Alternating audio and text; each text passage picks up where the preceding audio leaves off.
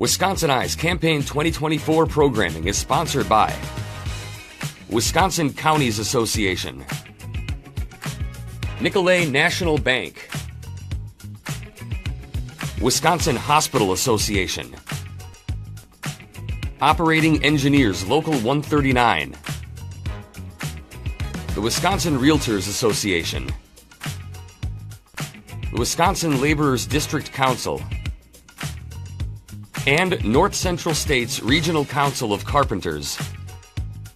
To support programs like this, please consider a tax-deductible donation at wiseye.org/donate or by texting WisEye to 44321.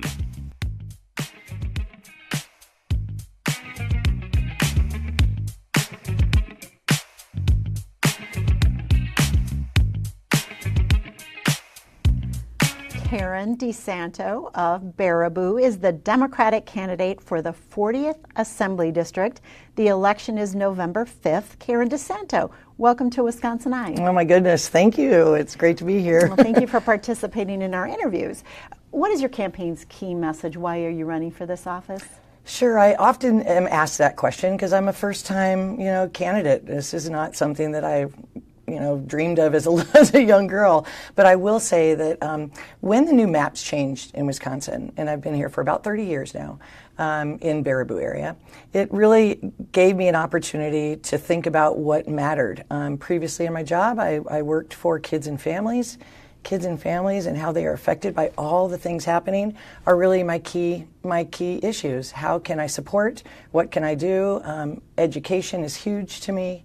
As well as women's rights. That was another really fundamental change for me to think that our state could possibly go way, way back in time when I think that what we should be considering is going forward. So my key issues are that: education, kids, families, women. So if you're elected, what's an example of a bill that would be a priority for you to introduce? That is also a great question because I'm brand new, right? So a bill, I know they exist, but... and I know that and how they happen, but I think I would really like to see public education be refunded, funded appropriately, really some expertise. In my world, I think education is really the fundamental process of our country, of our area, especially in my district. If we remove funding from public education, then we start toppling the whole thing. So education would be a key component for me in those Act 10 kind of propositions. So if you're elected, you'd be entering the Assembly during a biennial budget year. It's so exciting. And the state's projected to have more than a $3 billion surplus. So what would be your top two priorities for use of that surplus funding? Public education, refund it. Public education for our K through 12s as well as our universities and two-year universities. You don't mention taxes. Are tax cuts, tax reform at all a part of your platform? I know it is something that people talk to me about on the doors. I can understand it. I think I need to learn more and listen more than talk about that. Nobody wants to see their taxes go up, but also if we're sitting on a surplus, we could spend the money wisely. Mm-hmm. K-12 education you mentioned as a priority. What do you feel is going well in K-12 education, and what are the things that need to change? You mentioned Act 10. Mm-hmm. Boy, I think we have some of the most world-class teachers in our K through 12 systems. However, they are not being as supported as they should be. We see teachers leaving in droves for other districts, maybe other districts that are doing better than their previous district. I just think when we see that collective exodus, what is our answer to that? So I do find back to the previous question is by funding our schools appropriately and giving them the tools that they can really do their job to create world-class kids coming out of these institutions that are going to go directly into our communities. That's what I would love to see that happen and work hard at that. You did also mention higher education as a priority. What is the future of Wisconsin's higher education system? That four-year colleges, two-year colleges, technical colleges, what does that future look like to you, and what do you think is the legislature's role there? Sure. So I just met with the UW system, trying to gather information as a new candidate on what everybody's looking at. And the cuts that have been made to the UW system are real. If we are going to be the state that draws people to become educated within our university system, then we need to make sure that it is sustained at a manageable level of excellence. That goes for our K through 12 also. Same with our two-year campuses. I do want to touch on that because we have a two-year campus in Baraboo, where I live, and I know that they are under attack, and the deficits and the cuts that they are making really are strangling or closing completely these schools. And they are imperative to bring youth, people entering higher education, the opportunity to get their feet wet, to find out what it is they want to do before they invest maybe in another 4 or 5 or 6 or 8 years of schooling. It also is great for our older learners, like people who have families and jobs and want to continue their education or learn more or move into a different field of occupation. So they're imperative in our ability in the legislature to support and spend money where it most is the most helpful is in our education system. What do you see as the state's largest workforce challenge, and how would you propose addressing it? Workforce. I don't know. Let's go back to that education talk. Workforce. What is coming out of our schools? What is coming out of our universities? And how do they enter into our workforce? And how easily is it? I think that it's going to take some bipartisan dialogue to find really innovative ways to concentrate on those workforce initiatives. I know in my previous world of Boys and Girls Club, that is something that we looked at early on in the life of our kids. So even in middle school, elementary school, even middle school and high school, is really getting the thoughts of workforce and where you want to go, what you want to do, and where are you going to be able to do that is something that our state needs to answer. Is there something specific you think the legislature should do around that challenge? I would like to see discussion around, discussion would be the word, around who should be at that table. Is it our university systems? Is it the legislature? Is it employers? And what it is we're looking for, and how can we best achieve everyone's goal in that?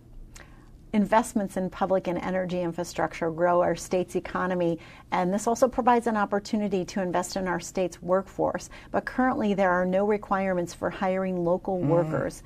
Would you support a state resident hiring requirement for state, local, and utility scale infrastructure investments? Yes.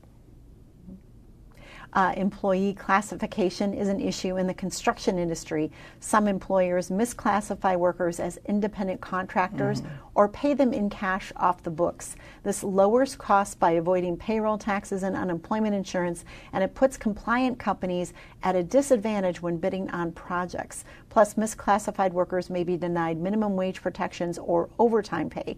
Are you aware of this issue, and what do you think should be done about it? I have become aware of this issue as a new candidate.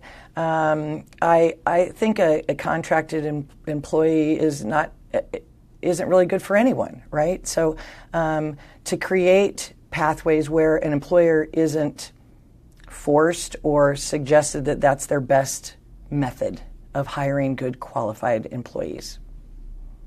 Housing.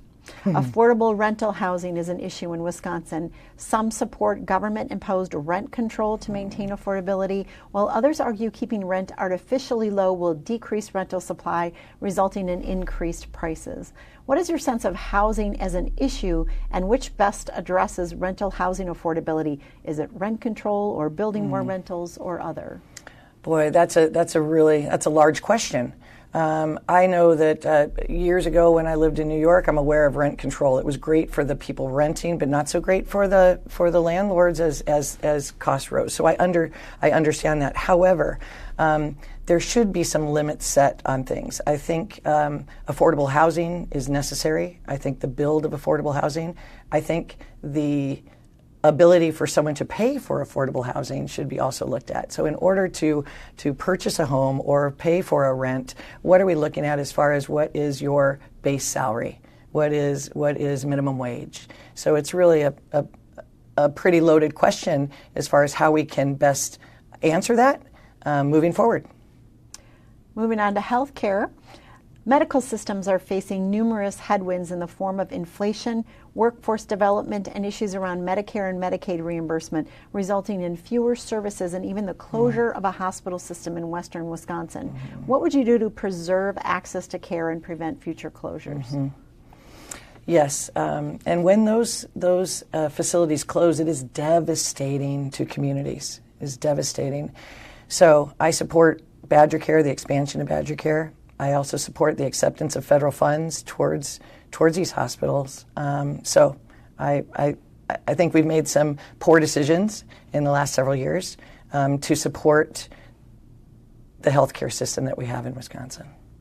What about mental health care? It's a concern for many Wisconsinites, also a concern for state and county budgets. What are you hearing on this in your district, and how would you address it? Boy, it's one of the top things people talk to, especially in education. Again, I'll point to my previous background with Boys and Girls Clubs, working hand in hand with districts throughout my area. Mental health is real. Mental health is real not only for kids, but adults, and how it affects the family unit. I think one of the ways that we could look at supporting this is helping drive a more accessible path for people to enter into the medical profession, especially the mental health aspect of it. So what can we do as a legislature to create those pathways for people who want to do this work and not put so many rocks in the road, take away some of those hurdles to create these opportunities for people to enter the profession? How should Wisconsin move forward on the issue of abortion? I think that we should repeal the 1849 abortion ban. I think that we should step away from government telling women what they can and can't do with their own health issues. It is absolutely a personal issue of any woman, any person. But it is a strong value of my own. And I do believe that is a step that we should absolutely take. You don't support any government limits on access? I support women making their own decision with their own doctors, their own families, in a safe, affordable way. Transitioning to transportation, what are the pressing transportation needs in your district, and how important is it that these needs are addressed, and for the state to keep on schedule with the reconstruction of our aging interstates and significant corridors of commerce?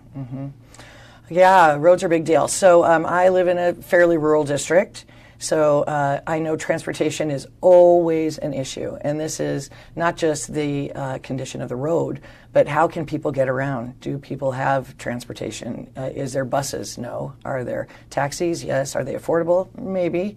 So transportation is definitely something that is prevalent throughout the state. Road conditions, I think we need to continue on that path. I know they're troublesome. I live in Baraboo, and we just got our roads done, and it has been a fun time this last year. However, they're amazing once they're done. So I think transportation should be something that we look at so that it's more accessible for all. What about the environment? PFAS and other water contaminants are a concern for a growing number of Wisconsinites. Do you see this as an important issue, and how would you propose to address it? Yes.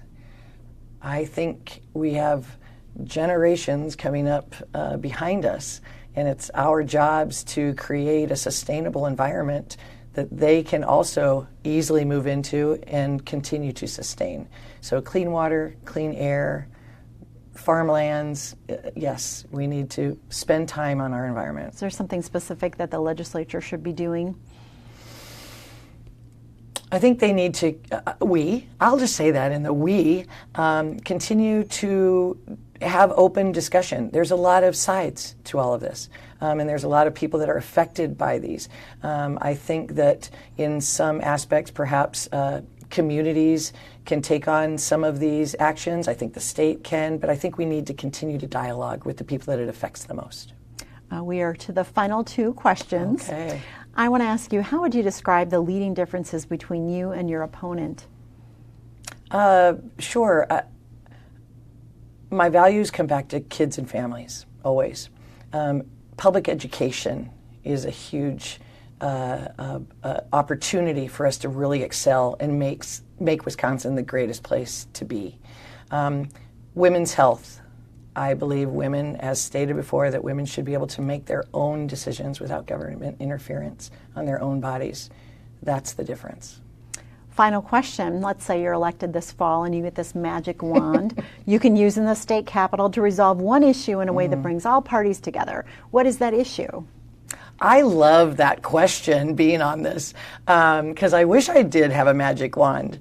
But I will go back to our very first question. I believe in kids and families. Let's create opportunities. If we could create an opportunity in our legislature to allow everyone to succeed, have opportunity, be educated, be supported, make their own health decisions, that would be my magic wand move. All right, Karen DeSanto from Baraboo is the Democratic candidate for the 40th Assembly District. The election is November 5th. Karen DeSanto, thank you for talking with WisconsinEye. Thank you. This programming is brought to you by our generous sponsors. Thank you for watching.